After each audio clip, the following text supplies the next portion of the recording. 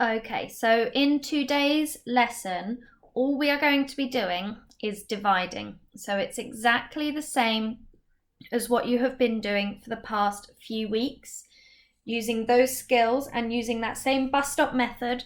The only thing that is different today is that your initial calculations will look slightly different, and all you need to do is rearrange your numbers so that it makes a calculation that you can work out to find the answer. Okay, so today you will always be given that largest number, because that largest number is what you will need. That will become your dividend in your division calculation. That will be the number that you are dividing. And then you will be given a smaller number, and that will be a one-digit number, because we've only been doing calculations where it's a 3 or 4 digit number divided by a 1-digit number. So that's the one you're going to be given as well. And then you're going to have one missing number. Okay, so that is going to either be in one of the first two places, because our missing number is normally at the end of the calculation after the equals sign. All we've done today is moved that missing number to the front.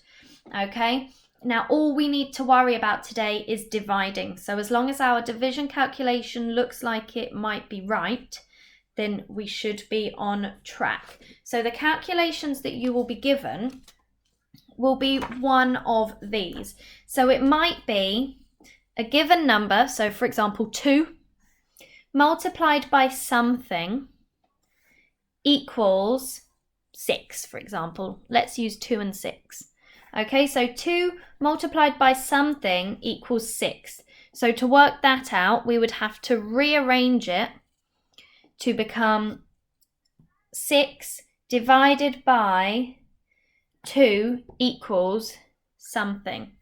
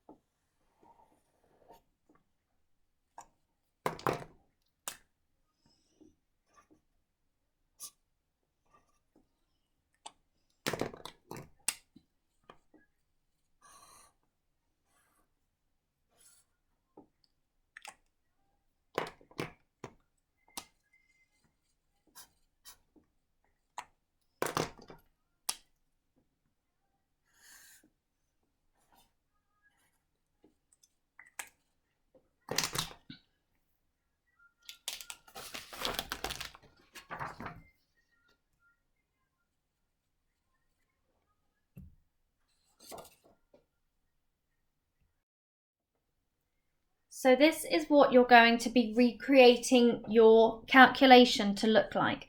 So you can see we've got exactly the same components in the calculation, and all we've done is moved that green circle, that largest number, to the front, and then divided by the other number that we've been given, so a nice small number, equals something that we need to find out. So this is how our calculations normally look.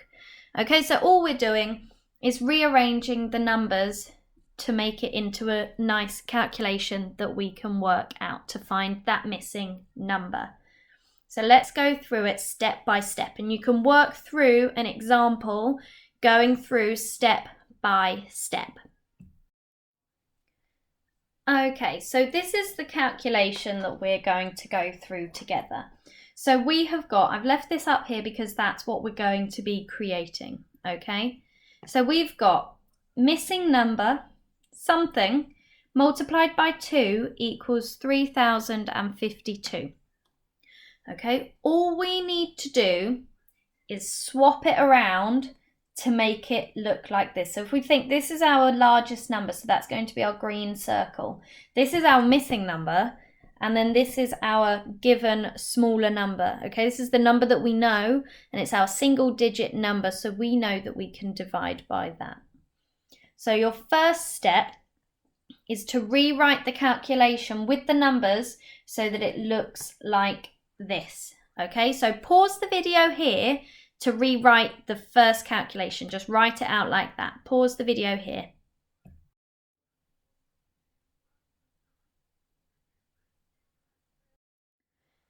Okay, so hopefully you have jigged it around so that it looks like this. You've moved your largest number to the beginning. Because it's division, a bit like with subtraction, we always have to start with the largest number.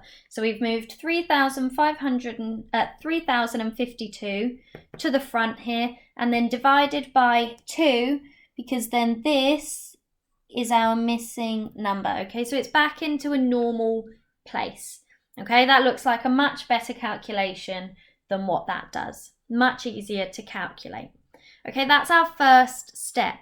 The next step is for you to write it out into the bus stop method. So I don't want you to calculate the answer yet. I just want you to write out the dividend and the divisor, write out your numbers into the bus stop ready to go through the calculation. So just write out those numbers with the bus stop. Don't work it out yet. So pause the video here and do that.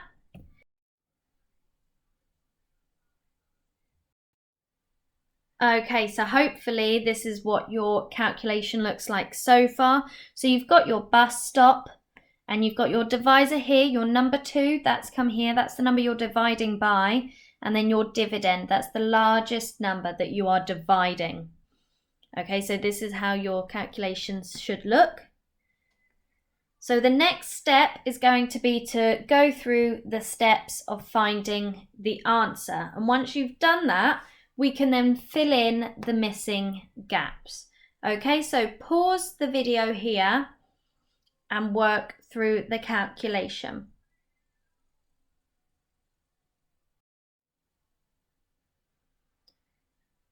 Okay, so we're going to go through this bit together. So hopefully, as you follow through, you'll say, yep, that's what I did. Yep, that's what I did. Okay, so we're looking at how many 2's go into 3? So we've got 1. Now remembering that because our divisor is 2 and the number that's being carried over will always be less than this divisor, it will only ever be 1 that's being carried over, okay? We're not worrying about remainders today, they're not involved at all.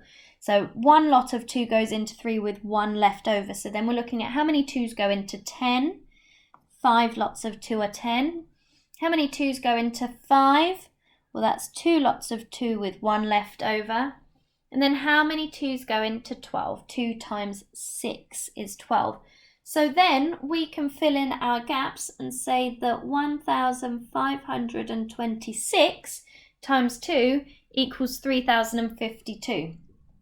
So we can also fill in the number here as well if we like. So that is how we are calculating it today. So it's as simple as that.